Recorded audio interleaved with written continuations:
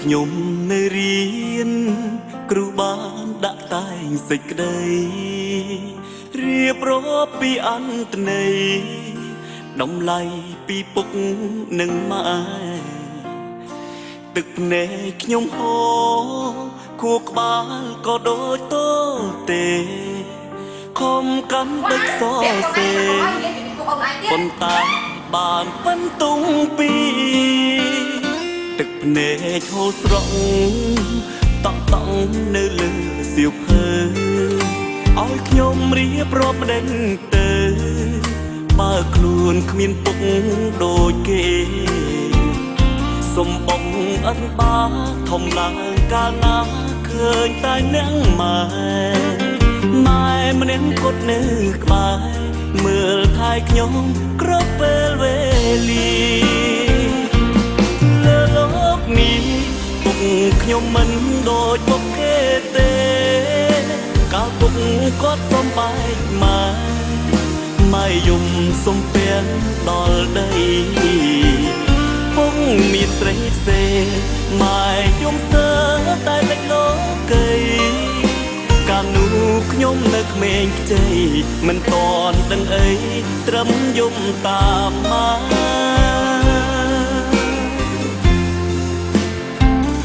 នេះជារឿងពិតជីវិតរបស់មនុស្សម្នាក់ព្រោះតែខ្លាចប្រឡងធ្លាក់ទើបទៅលួចមើលពុកគេពីតូចដល់ធំពុកខ្ញុំមិនដែលមើលថែក៏ខ្ញុំអាចសរសេរថាពុកខ្ញុំសែនមានគុណណាស់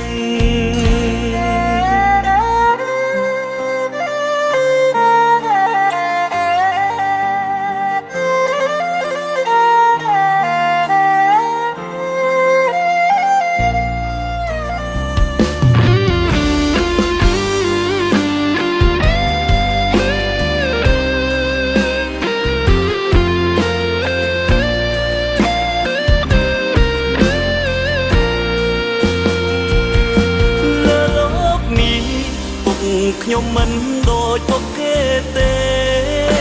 កាលពុកគាត់សំបែកម៉ែយំសំពែនដល់ដីពុកមានស្រីផ្សេងម៉ែយំស្ទើរតែលេចលោកីកាលនោះខ្ញុំនៅក្មេងខ្ចីមិនតន់ដឹងអីត្រឹមយំតាមម៉ែ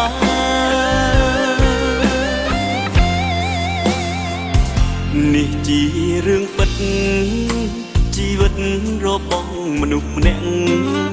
ព្រោះតែខ្លាចប្រឡងធ្លាក់ទើបទៅលួចមើលពុកគេពីតូចដល់ធំពុកខ្ញុំមិនដែលមើលថែក៏ខ្ញុំអាចសរសេរថាពុកខ្ញុំសែនមានគុណណាស់ពីតូចដល់ធំពុកខ្ញុំមិនដែលមើលថែ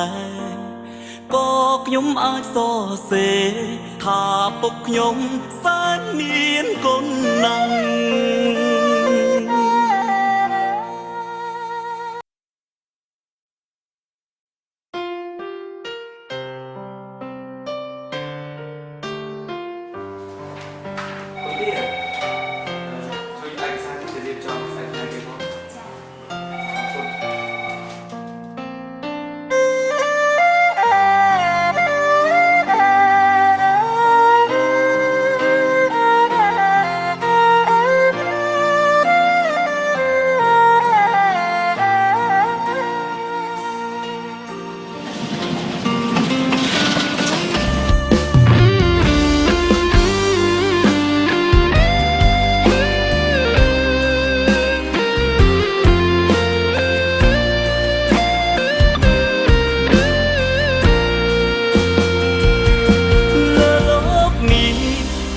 ខ្ញុំមិនដូចពុកគេទេ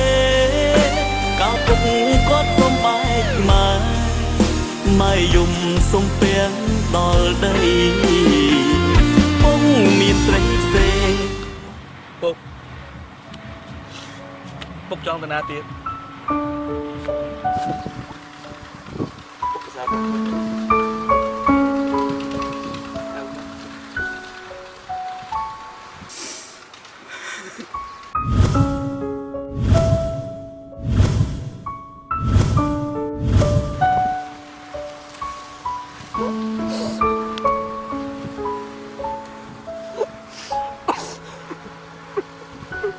anh vậy bụng sợ chạy tên đấy bụng lại bắt trâu lên sợ chạy đời tôi lọt cái tia vô bên em bụng nè cầm tôi bụng cái ai thấy bà này con khóc luôn nè thật thế bụng con trong bẹp ta con sẽ là anh bụng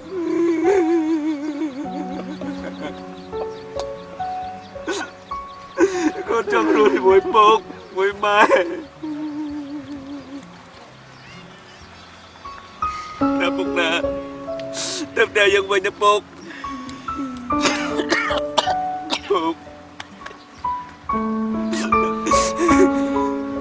nè bụng nè giờ tiếp theo dân mình bụng nè giờ chụp khổ xa dân mình bụng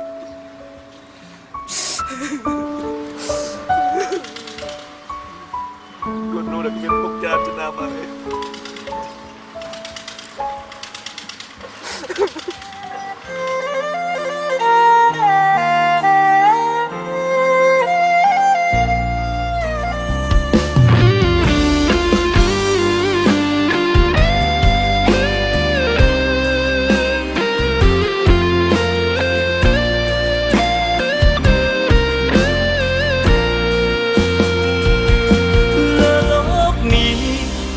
ខ្ញុំមិនដូចពុកទេកាលពុកក៏សំបែកមកម៉ែយំសុំពេលដល់ដីពុកមានស្រីផ្សេងម៉ែតែលេចលោកេកាលនោះខ្ញុំមកលេងខ្ចីមិនតន់ដឹងអី